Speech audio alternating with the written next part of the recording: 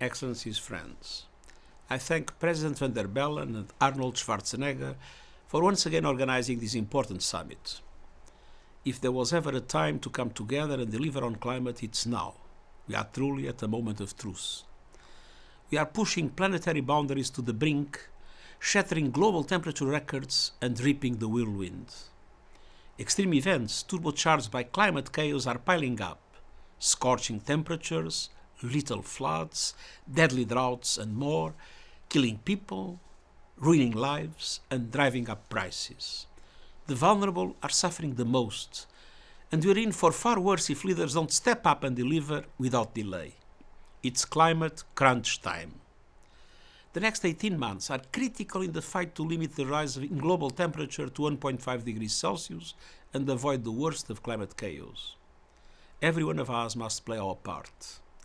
That means countries honoring their commitments, creating new national climate action plans by next year that align with 1.5 degrees, putting us on a path to net zero by 2050 and to fossil fuel phase out, with the biggest emitters, the G20, leading the way.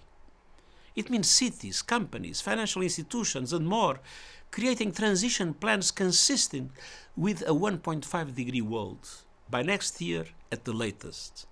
Plans that align with the recommendations of the United Nations high-level expert group on net zero, that cover the entire value chain and that steer clear of dodgy offsets.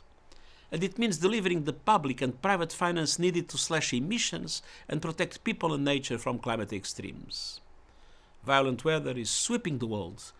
It shows all too clearly the urgent need for the developed countries to make good on their promise to double adaptation finance to at least $40 billion a year by 2025, and to show how they will close the adaptation finance gap.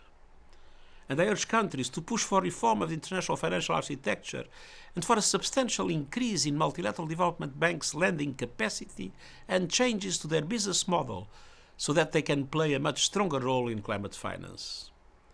Dear friends, every one of us must do our part and put the tools we have to work. Together, let's create a healthy planet and a safer future for us all.